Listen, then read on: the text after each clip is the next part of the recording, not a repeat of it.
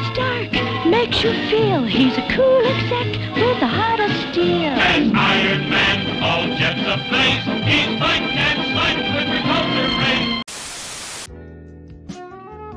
The Wu-Tang Clan is essentially the Avengers of hip-hop, a Voltron-like formation of Earth's mightiest rappers, saving the world from whackness with MCing. And with almost 10 members, you would think it would be hard for any of them to stand out. But if you've seen any MCU movie, then you know that the most important Avenger is Iron Man, who in hip-hop terms is the incredible Ghostface Killah. Throughout his now 30-year career, Ghostface has built one of the greatest discographies in the history of rap. Whether it's on his amazing solo records, or when he slides over to help Raekwon out on Cuban Links, just like when Tony Stark would show up to help Tom Holland's Spider-Man, Ghost always steals the show. And Iron Man is the perfect comparison for him. He's a snarky, smart womanizer who embraces excess. He's a flawed character, while still always being 2 steps ahead. Ghostface isn't the noble Captain America, or the rage-filled Incredible Hulk. He's Iron Man. And more than that, both Iron Man and Ghostface Killah are the perfect meeting of style and substance. Iron Man's suit is one of the coolest looking things that we have in American fiction, and it also doubles as one of the most effective and deadly weapons known to man. And that's exactly what Ghost brings to the stage as a rapper. Ghostface raps with flair. There may not be any other rapper in history who sounds as cool as him, and that's all just the paint job on what is some of the most inventive and technical rapping that hip-hop has ever heard. Stocks. Hey. How are you? Nice to see you. I'm sorry, I still got your plane. Oh, no, and I got your Bentley, so just bring it back full of gas and everything's... Yes. Hi. Are they... That's for you. For my consideration? This is for you. Good evening. I'm thinking of a number between 1 and 5. 3. Exactly. Dennis David Coles grew up in Staten Island, New York, in the Stapleton Housing Project. Growing up, he would help take care of his 2 younger brothers, who had muscular dystrophy. You can see a great depiction of him and his brother's relationship on the Wu-Tang and American Saga TV show. But don't take everything on that show as fact. For example, the show depicts him and Raekwon having beef before the start of Wu-Tang, but that was just fabricated for some extra drama on the show. In reality, Ghost and Ray were always close, and had known each other since junior high. They would go on to become one of the most dynamic rap duos ever, but more on that in a little bit. In the early 90s, Ray, Ghost, and his roommate at the time, RZA, formed the supergroup the Wu-Tang Clan, possibly the most important hip-hop group in history. They helped redefine what East Coast hip-hop could be, and their debut album Enter the Wu-Tang, 36 Chambers, is their masterpiece. This, in my opinion, is a perfect album, from the hard-hitting and dusty production to the lyrical firepower of the MCs who made up the Wu. Hip-hop had never heard anything like it at the time, and still hasn't since. Ghostface is great on this album, and he's actually the first MC to rap on the whole project, so his rap style was instantly synonymous with the Wu-Tang Clan. He famously wore a mask throughout this album's rollout and production. The rumor was that he wanted to hide his face because he was on the run from police at the time, but that's been denied by some of the group members since. Either way, I like to think of it as him hiding his secret identity, like the true Avenger that he is. In 1995, Raekwon released a solo album only built for Cuban Links. The album was presented as a crime movie, with RZA as the director, Raekwon as the star, and Ghostface as the guest star. Ghost is incredible on this project, adding all the right flair to every track he appears on. Him and Raekwon play off each other like Tony Stark and Rhodey, the War Machine, except here they're on equal footing. Ray has stated, "Ghost and me, especially at the time, had this identical twin effect on each other. We would joke about the same things and laugh about the same shit. We were into the same clothes and shit. We were like the EPMD of the crew." After a couple of guest starring roles, it was time for Tony Stark to get his own solo movie, and in 1996, Ghostface released his debut solo album, Iron Man. This project features Raekwon and Capadonna as the guest stars, and was almost entirely produced by RZA. Similar to Cuban Links, this album also had a cinematic feel to it, this time drawing from blaxploitation flicks and soul samples from the 70s. On this album, Ghost would solidify his style as one of the most imaginative lyricists in hip-hop. What you doing on our turf, punk? Got a message for Smokey. The Wu-Tang Clan continued their run of dominance throughout the rest of the 90s, with more amazing solo projects and a second album as a group, but their run didn't stop there. In February of 2000, Ghostface released his sophomore album, Supreme Clientele.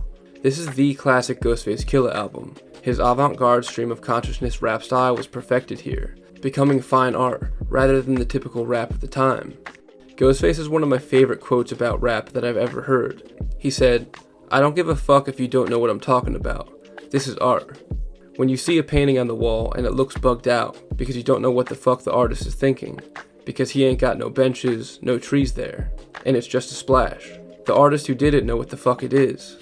This quote perfectly captures everything I love about his rap style. It's free-flowing and unlike anything conventional in the genre. When Ghostface raps, I'm not only hooked on what he's saying, but how he's saying it, and the feeling that it gives me. And while this may be the best Ghostface Killah album, he's really just getting started on his legendary run here. He followed that up the following year with Bulletproof Wallets. This album doesn't analyze the abstract anarchy of Shaolin street life like his first two albums, but it more so eases into the party life.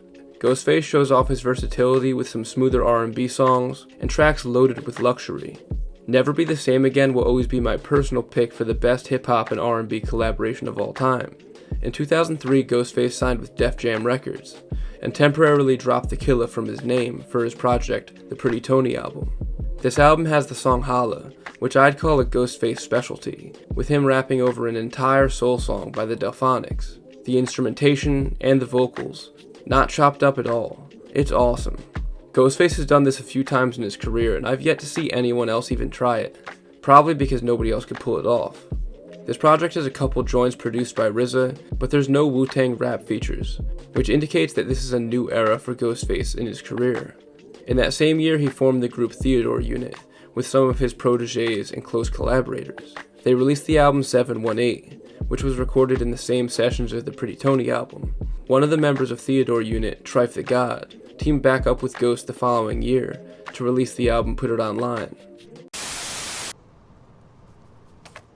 I am Iron Man. By 2006, Ghostface has become one of the most reliable collaborators in hip-hop, and what he had planned next would certainly have brought the whole culture to attention.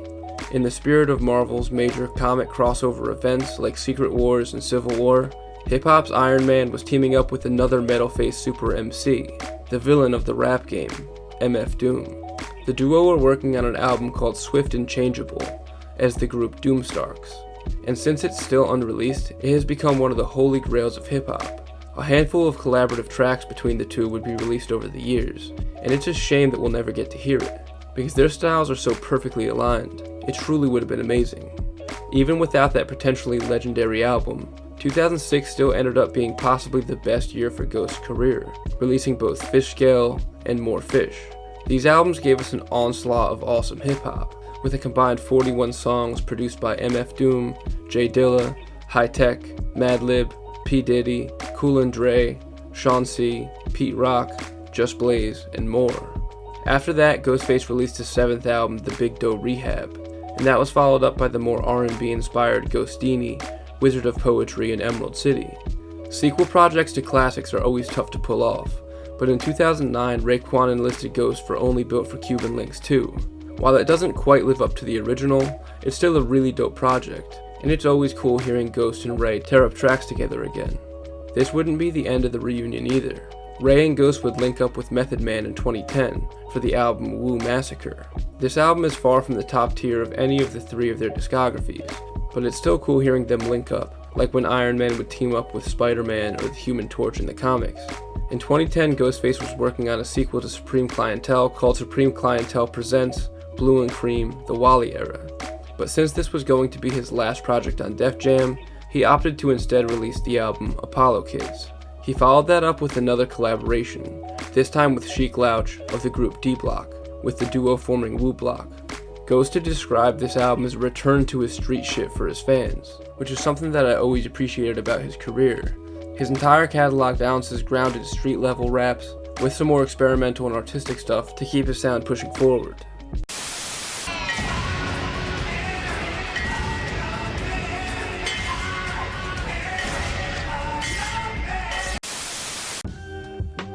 Ghostface post-Def Jam era was a return to form for him, not only with a more refined pen game, but also with his experimental artistry. In April of 2013, Ghost released 12 Reasons to Die, a concept album based on a comic of the same name.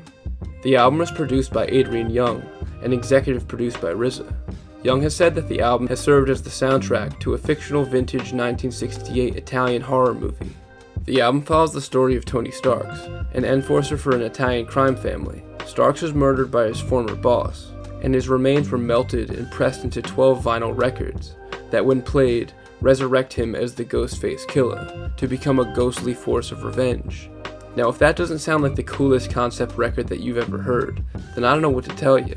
And the music sounds just as dope as the story is. In 2014, he tripled down on 12 Reasons to Die and gave us 36 Seasons, which is another great concept record. It's so easy for aging hip-hop artists to just continue replaying the hits from their youth as they get older. So I appreciate it so much when artists like Ghost are able to keep evolving their sound and access a whole new level of artistry in their third decade making music. In 2015, he even made an official sequel to 12 Reasons to Die, which capped off this awesome late period conceptual renaissance of his career. And just because the concept records weren't coming anymore, doesn't mean that he was going to stop with these incredible collaborations. Don't let me hang you from a fucking rope and gut you like a pig, nigga, and leave you out to dry, cause it didn't get done. Be for real, just like this nigga Teddy said. Listen. You heard that, motherfucker. In 2015, he teamed up with the band Bad Bad Not Good to give us the album Sour Soul.